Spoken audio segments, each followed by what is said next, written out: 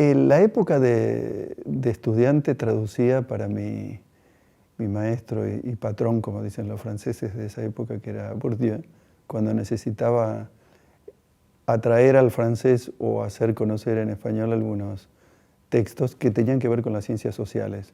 Y no lo consideraba un oficio, sino una retribución, una manera de formar parte de un colectivo de investigación. Después de muchos años, Marcelo Cohen me atrajo a la traducción cuando capitaneó la retraducción de Shakespeare.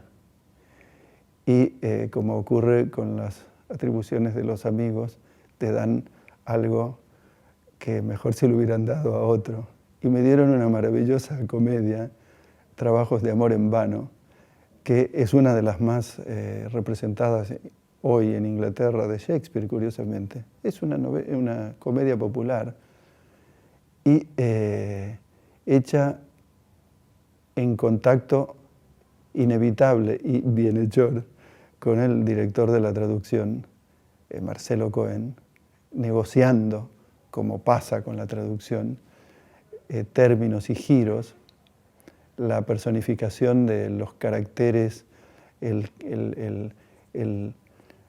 temple de unos u otros protagonistas o personajes, incluso los motes, y no digamos nada, los chistes. Eso me hizo darme cuenta de que en realidad el trabajo de escritura es una traducción. Yo he escrito poesía desde haber estado encerrado en un garage en cierto tiempo, después del golpe en Chile, leyendo Salgari, escribiendo poemas y aprendiendo el japonés elemental del haiku. Y me doy cuenta de que la escritura es una acción segunda que opera sobre lo ya dicho o sabido, intentando producir algo que con fortuna es airoso, que tiene garbo y que puede tener cualidades superiores también. Pero dijéramos de alguna manera que trastorna el flujo natural de la lengua y muchas veces que lo trastorna a propósito. Y que de alguna manera las circunstancias me ponían en la ocasión próxima de traducir. En esa época, en el caso de Japón, la escena de traducción de poesía estaba en manos de colegas españoles. Digo colegas porque durante muchos años fui profesor de universidad. Y en esa época donde no había mail, ni siquiera todavía fax, era por correo y estampilla. Las discusiones sobre lo ripioso y lejano que me parecían las traducciones de ellos. Ellos vivían en Japón, yo todavía no vivía en Japón. Resulta ser que yo heredé la cátedra de cuando se jubiló el traductor con el que me peleé durante años. Y fue muy curioso, una especie de traspaso de armas entre una forma de traducir y otra. Yo volví a hacer la antología de poesía del haiku porque me parecía que estaba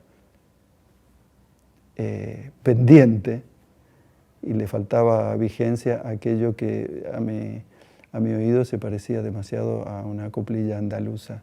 El otro traductor, que es una persona formidable por otra parte, era un andaluz que pensaba que todo tenía que tener ese colorido, esa coloración.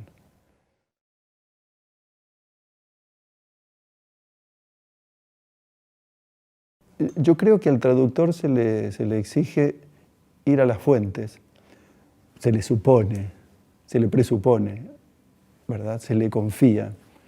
Pero pocas veces se dice que esas fuentes son dos, la lengua de partida y la lengua de llegada. Y esas fuentes necesitan ser conocidas con cierta exhaustividad, porque es a ambas a las que uno debe ser fiel. en la traducción. Lo de fuente me lleva a puente.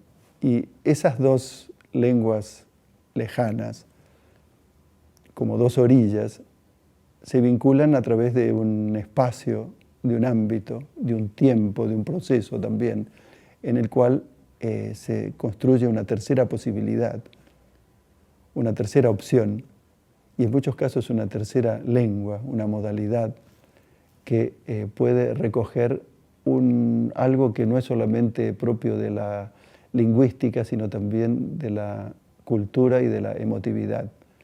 La traducción tiene que, de alguna manera, dejar sentado una coloración anímica del texto y, no digamos nada, una determinación cultural de los hechos también.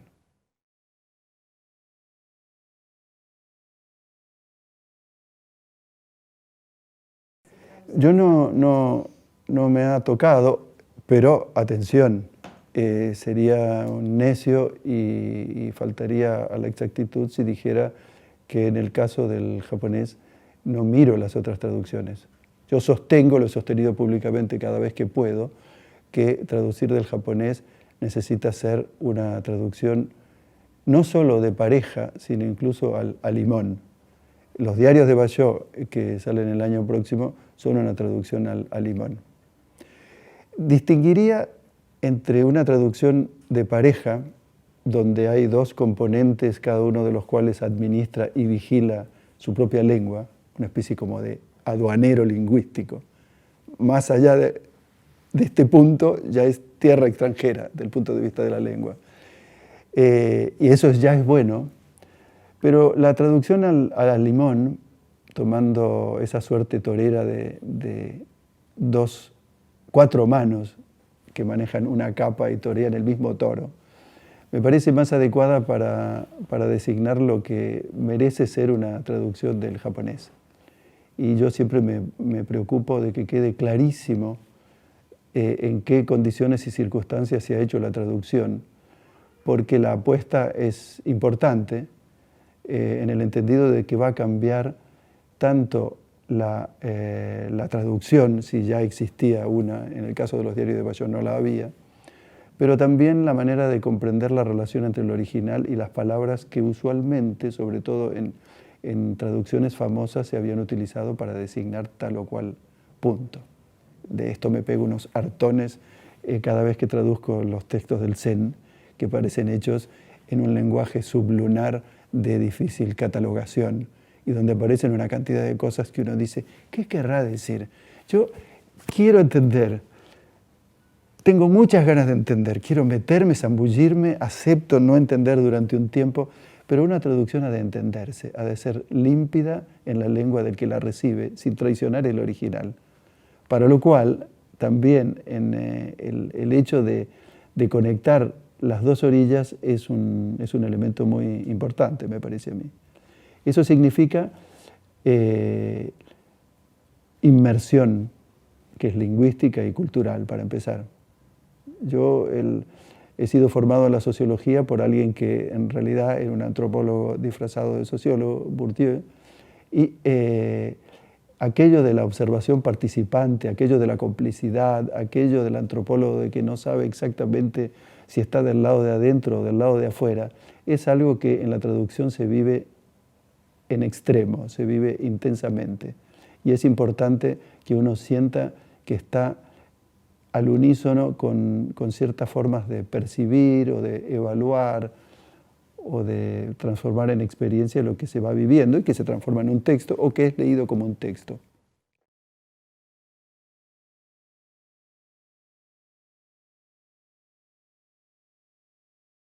Y las palabras más importantes, satori, por ejemplo.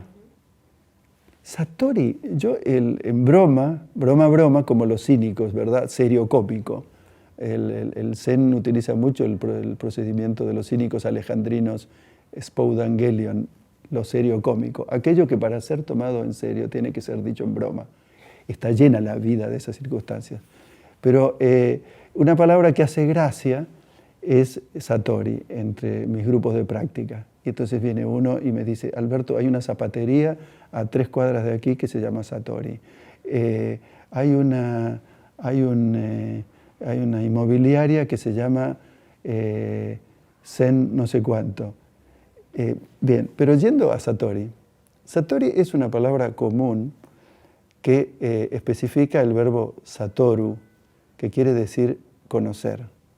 Pero conocer no con la mente solamente, sino a la manera oriental y del Zen en todo caso, que es conocer al mismo tiempo con mente, cuerpo, emoción y lenguaje.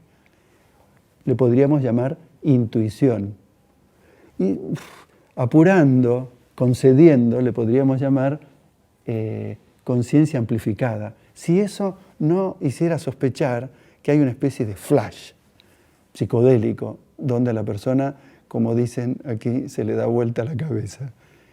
El Satori, o Satoru, es una amplificación del registro del conocer como experiencia, de vivir aquello que se hace, ¿verdad?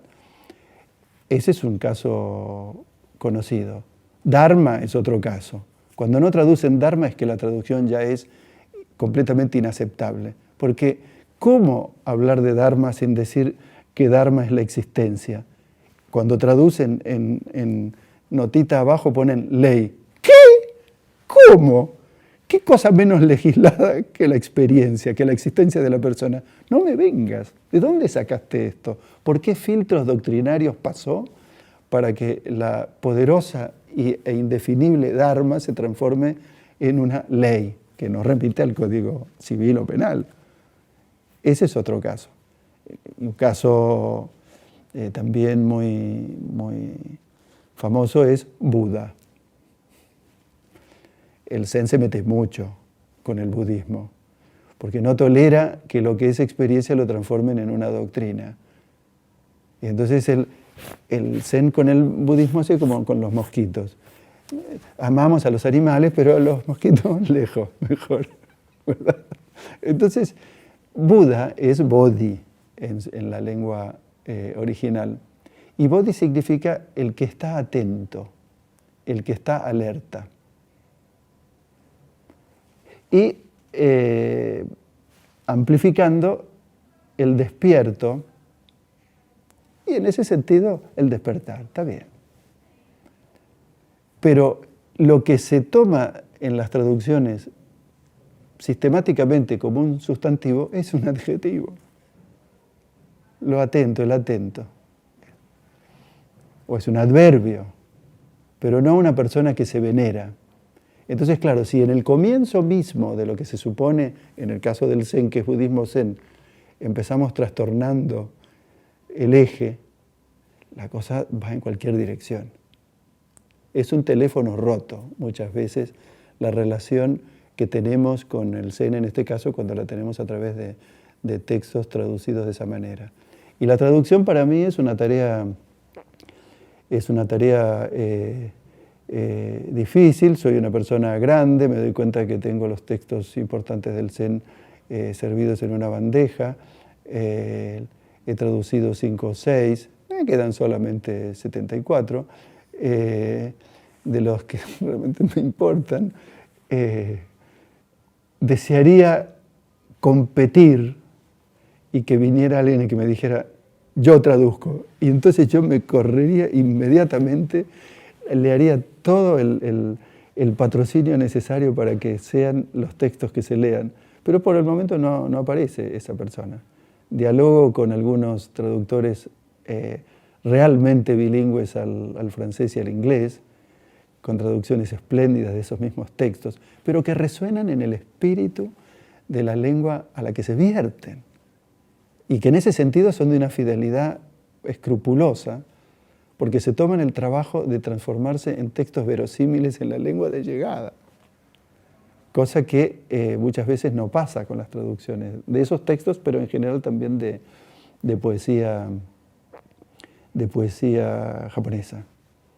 Yo, narrativa japonesa no me llega demasiado tarde y he tenido espléndidas propuestas, pero no mi energía la dedico, la poesía es cortita, sobre todo la poesía japonesa, entonces hay como eso que uno puede decir, hoy traduje 3 poemas.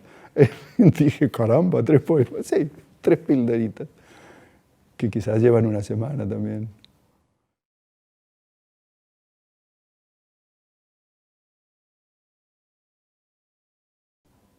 Una cultura extranjera en general, y eso es propio de la antropología, muchas veces llega ya leída o estructurada o editada, como se dice ahora.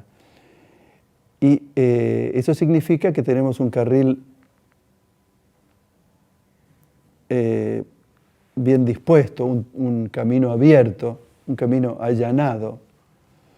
Cuando el contacto con una cultura extranjera siempre es un contacto ripioso, áspero. Si está muy llano, aquí hay algo que tal vez no funcione. Y la relación, además, si la relación que uno tiene con su propia cultura ya es áspera, no digamos nada cuando se encuentra con las asperezas de una cultura distinta. Y allí la traducción no solamente se refiere a la versión de textos literarios o filosóficos o espirituales o lo que sea, sino que se refiere a la forma de entender lo que ocurre. Yo he estado en prensa relativo a Japón desde España, donde viví muchos años, bastante tiempo, y me parecía que la primera traducción era no contar aquello que vende, o sea, en general a los japoneses muchas veces se los ha puesto, según las culturas, en lugares un poco o perversos o ridículos. El malo del Lotus Azul de Tintín es Mitsuhirato, pero es malísimo. Es un malo, pero realmente de Wilkie Collins, es un malo con ganas. Para la cultura norteamericana transformada en cine de la posguerra, el japonés es el ladino, es el bajito fuerte que espera que te des vuelta y te clava el puñal, y que no tiene sentimientos, y que puede escupir sobre un cadáver.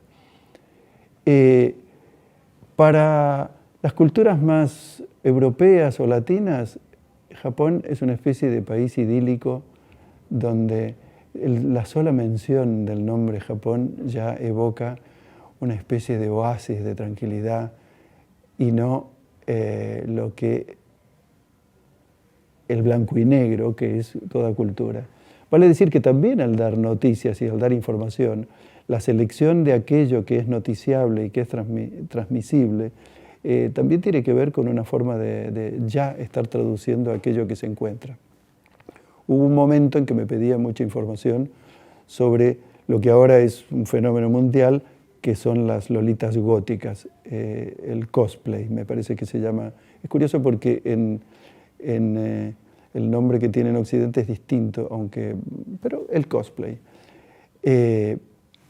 Y es muy interesante cuando se ahonda en ese fenómeno, a través de la observación, a través de alumnas o alumnos, a través de hijos de parientes o de colegas, cómo el cosplay es dato de otra cosa, y es allí donde la traducción opera. Yo creo que las ciencias sociales son una traducción también, es un formateo fiel y riguroso de la realidad, pero me parece que las ciencias sociales comparten con la literatura el tema de crear una ficción completamente real y verosímil de aquello que se está estudiando. Uno de mis bemoles cuando estaba en la Universidad Autónoma en Barcelona es que me decían que escribía demasiado lindo. Y me lo decían porque era discípulo de Bourdieu, que se daba el lujo de escribir frases de 40 líneas. Y yo escribía como quien viene de la poesía, puesto que de la poesía venía. Eso es un tema menor, muy menor, pero que tiene que ver con la forma en que es necesario, creo yo, para la elaboración de la realidad, un formateo que en el caso de las ciencias sociales se llama teoría.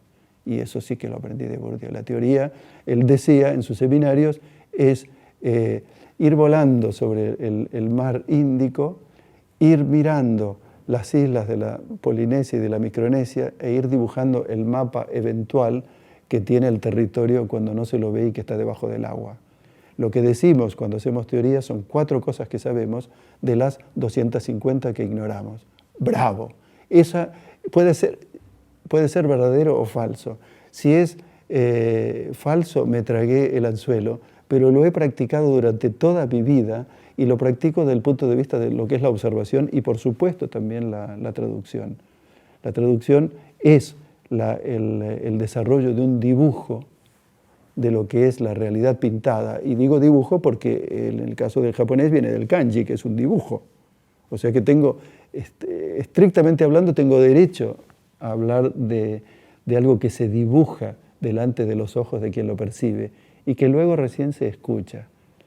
Y el combinar el registro de lo auditivo y de lo escrito, de lo visual, es también, yo creo, que un arte de traductor que tiene que estar sintiendo de una manera próxima a aquellos de los que se supone que está diciendo algo, además de traducir textos.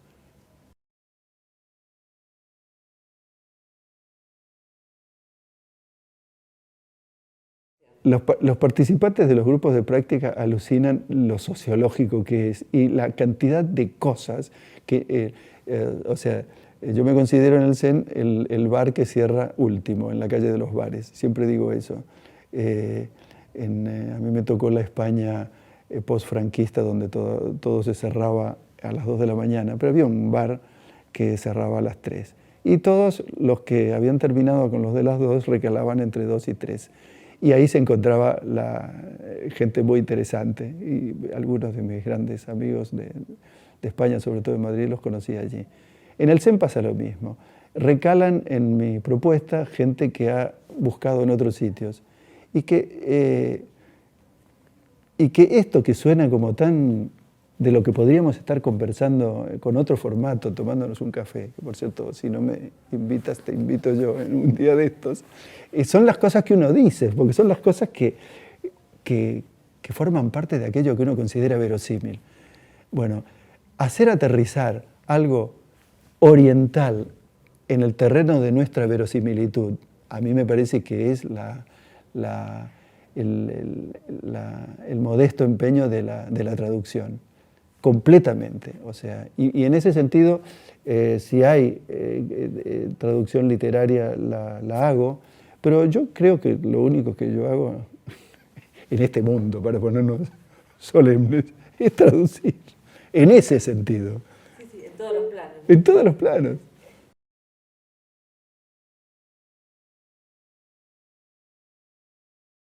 Yo quería escuchar la música, yo ya estaba metido en la poesía. Y estaba saliendo de esa especie de tela de araña maravillosa, pero al mismo tiempo asfixiante, que era Neruda. Neruda estaba próximo, a Neruda era una persona que ibas a ver y que le recitabas cosas y te decía, te las releía él con esa voz ya aburrida. Los textos de Neruda son mucho más vibrantes que él leyendo su poesía. Son tan tristes los muelles cuando atraca la tarde. Y uno, más que entristecerse, se aburre de ese y piensa que si lee toda la estrofa se va a quedar dormido. Pero Neruda era un campeón y además era una persona abierta y era una persona generosa. Y uno le llevaba las cosas. Pero a mí nunca me gustó esa forma, me gustaba mucho la cosa breve, la aguja. El dardo que se echa sobre una situación, la rosa que se pinta o la flor, mucho más, la rosa es compleja de dibujar, pero de repente una flor más sencilla, un rastro, un gesto. Y empecé a aprender la lengua que necesitaba para eso. El japonés son 50 o 60 lenguas metidas en una, según los tiempos y los espacios. Y esto es una aclaración importante. La lengua del haiku que yo conozco, mis estudiantes de facultad en Japón no la conocían. Y yo para amenizar un comienzo de clase, sobre todo si me tocaba el primer turno, yo entraba al aula y decía Hototogisu. Nadie sabía que estaba hablando del ruiseñor, porque hace siglos que no se dice ruiseñor. Yo conocía esa palabra y muchas otras. que ellos no conocían. En Japón se conocen las lenguas vinculadas a la edad, a la función, al rol y luego a la cultura que vas adquiriendo. Vale decir que un joven de 18 años no me puede traducir la convocatoria de la administración para el examen médico obligatorio anual, porque no ha aprendido ese tema. En cambio, todo lo que se refiere a fiesta y deporte es mejor, mucho mejor que los profesores. Yo hacía mucho el ejercicio de llegar con los papeles, veían llegar con papelitos y todos se ponían a temblar. Iba repartiendo convocatorias y anuncios. ¿Qué dice? Era una clase de español, entonces se suponía que me tenían que traducir ellos a mí. Iban aprendiendo los trucos del traductor, la manera de ir al grano, la manera de enfocar. Habla de una fiesta. Bien, bien, muy buen comienzo. Vamos bien. Dice, no sé de qué habla. Era el pago de los impuestos. No.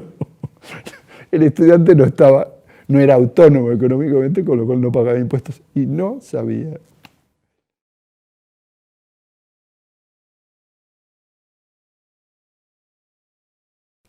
Claro, el Japón es un país repartido por mitades, yo diría, entre vivir en muy pocas ciudades, a veces arracimados, pero en general no.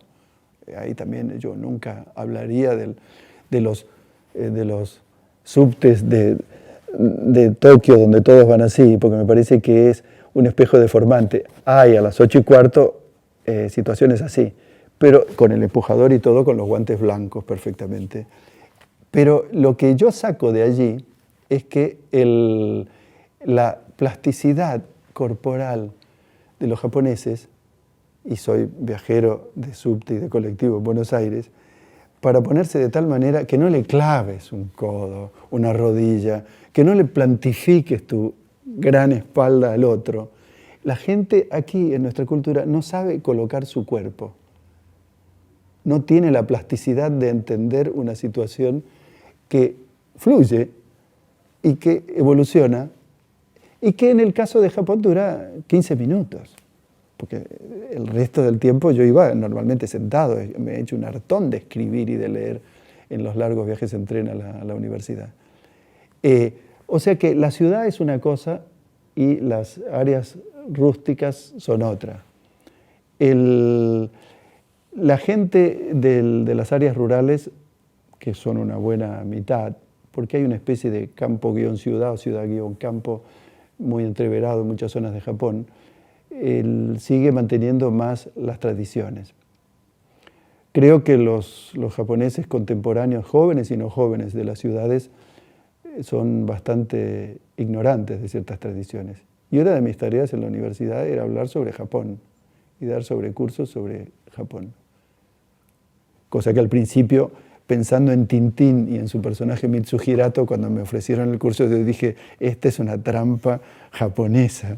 Aquí me quieren dar un cuchillazo por la espalda.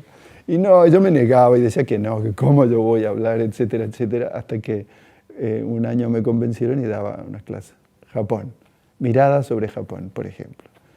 Y era esto, era en el fondo reflectar la situación japonesa en lo que son miradas exteriores también, porque los japoneses tienen el mismo abismo y el mismo montaje de lo exterior y de lo extranjero que nosotros tenemos sobre ellos.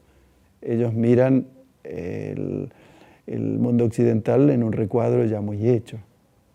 Si es España son los toros y la manola, si es Francia un señor con boina, los profesores del departamento de la Facultad de Estudios Franceses iban todos de francés proverbial, de foto de Robert Doisneau. Yo viví 9 años en París y nunca vi un personaje como los que veía cada día conversando con ellos en francés de esto y de lo otro. Todos tenemos un recuadro hecho. Y el hecho de vivir de adentro es que permite precisamente aflojar, desatornillar, destensar, lo que muchas veces es una visión estereotipada. Yo creo que la traducción debiera ser sí, como una especie de juramento hipocrático del traductor, el evitar el estereotipo siempre que pueda, cuando no está planteado como estereotipo. Hay autores japoneses que sí que utilizan el estereotipo como autoironía, pero tratar de mirar la situación con los ojos en que la ven ellos mismos. Hay una expresión en japonés que es kimochi, no el kimchi coreano, que es delicioso, que se dice kimochi. El kimochi es un asentimiento casi sinestésico de lo que dos personas sienten y que pueden llegar a percibirlo sin necesidad de ponerle palabras. En esto somos muy diferentes de los japoneses, los occidentales. Y el kimochi entra en la traducción en el sentido de que uno tenga la sensación conjetural, falible, discutible, eso por supuesto, de que está captando el hilo en el que se estaba moviendo el texto original. ¿Puede o no? Y hay tantos éxitos como fracasos. En realidad, las primeras traducciones del libro del haiku que aparecieron en 2005, las hice en el 73 en ese garage al comienzo. Y la cosa quedó allí, fui por otros rumbos, etc., hasta que en Buenos Aires, al comienzo por el 2000, 2001, 2002, Mirta Rosenberg me dijo, ¿por qué no haces algo con los haikus? Y entonces digo, porque sabía que los tenía traducidos. Esas traducciones me parecían completamente inaceptables. Y agradecí, no sé, alguna instancia superior de haberla, que la editorial universitaria de Valparaíso, donde se iba a publicar, fue cerrada por la dictadura, y luego la editorial argentina, 10 años después, donde se iba a publicar, también fue cerrada por la dictadura. Con lo cual quedaron a salvo esos ripios, y me di cuenta de que en realidad estaba traduciendo desde fuera, desde el estereotipo, desde una comprensión demasiado inadecuada de la métrica. Y cambié completamente el dispositivo de la traducción. Creo que esa traducción llegó cuando era capaz de proponerla. Y aún así, habiendo habido unas cuantas ediciones de ese libro, de una edición a otra voy cambiando cosas que me parecen ripiosas o cosas que no considero que sea un proceso concluido.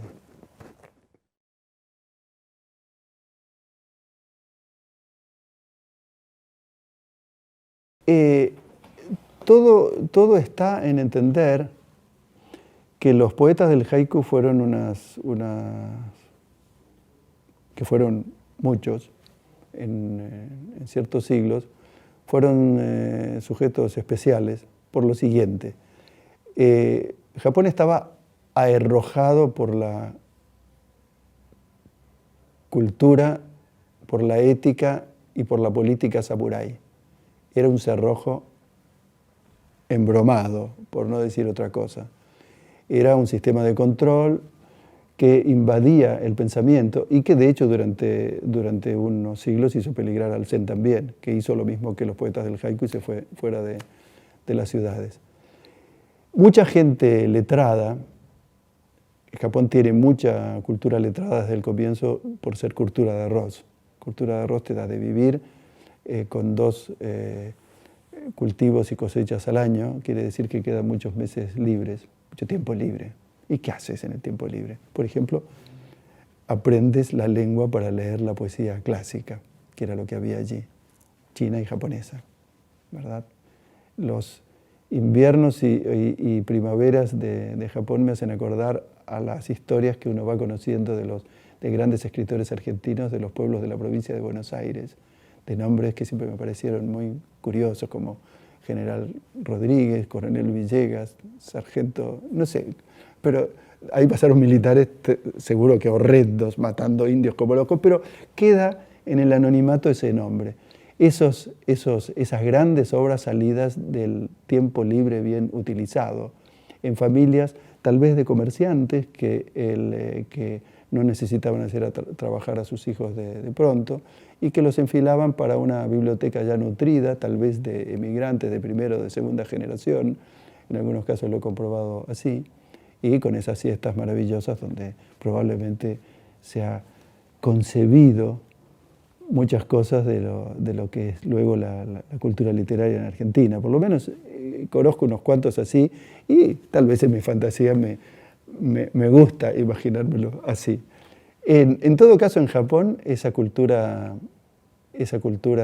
de tiempo libre dio lugar a la expansión de la lectura y para eso y de la escritura al mismo tiempo. Siguiendo el guión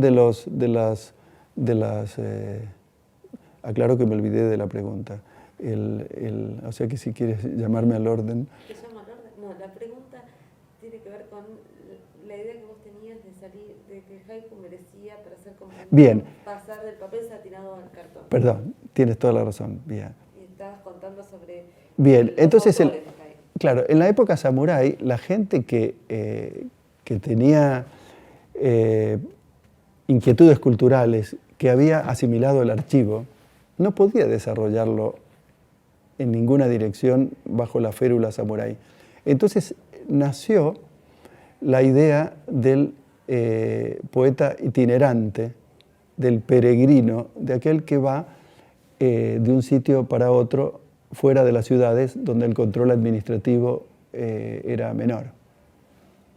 Entonces el haiku no solamente toma en serio la naturaleza, sino que en parte no le queda otra, porque en la linde de la ciudad antigua, nosotros ahora tenemos el conurbano, los arrabales, etc. Antes terminaba la última casa y te estaba esperando el animal fiero en la selva fiera a 50 metros.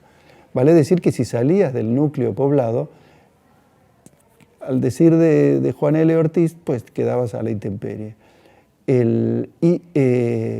Eso provocó un fuerte encuentro, no solamente con la naturaleza, que es amigable e inhóspita y que puede ser peligrosa también, sino además un fuerte encuentro con lo que pudiera ser una relectura de la tradición clásica japonesa. Y el haiku es una prolongación de todo eso clásico. En uno de los diarios de Basho traducidos, Basho, que llevaba una mochilita mínima, va citando sus lecturas, porque va recorriendo en Japón los lugares famosos o los lugares para él venerables. Un poeta aquí, un referente del Zen allá, una dama vilipendiada en este otro sitio, un árbol que se supuso mágico por aquí, unas cascadas maravillosas allá. Y de hecho pasó, cuando ya se repudrió de ser el gran prócer de la literatura japonesa, se fue de Tokio y pasó los últimos 15 años de su vida en el camino, como Jack Kerouac, pero de verdad, de peatón, hasta que se murió, claro. O sea que desde sus 40 a sus 55 años, y quizá un poco más, la pasó peregrinando. Un poeta tan famoso, que es considerado una especie como el Shakespeare de la literatura japonesa, que se va de paseo, tiene muchas ayudas y lo esperan en cantidad de sitios y con la espera está el banquete y está un techo y una túnica nueva, túnica de papel de arroz, por cierto, que se va moliendo y fundiendo con la lluvia y el viento y el roce con las ramas y las rocas, con lo cual en una cultura que no usaba ropa interior, salías vestido y llegabas desnudo, que era ya el punto en el que convenía que alguien te recogiera para poder hablar de literatura o componer haikus. Entonces, gente completamente fuera de lo que pudiera ser el rumbo principal en ese momento de la cultura japonesa. Gente del cartón. Y a mí lo del cartón vino incluso antes del 2001. Cuando empecé a visitar de nuevo Buenos Aires en las largas vacaciones japonesas y trataba de conectar con gente que tuviera que ver con Japón. De manera cándida e inadvertida, pues me abrieron los salones de la oficialidad de la Marina en la época de la dictadura. Duró 10 minutos, pero en esos 10 minutos que pude ver, vi manuscritos del haiku en papel couché o en las vitrinas donde se atesoran para no utilizarlos, porque además hay que tener la llave puesta porque si no seguro que la sirvienta se lleva algo. Cosas como que podían tener que ver con el haiku. Me parecía completamente escandaloso que un impulso regenerador de la poesía y además de la vida concreta terminara en esos livings que en ese momento me espantaron.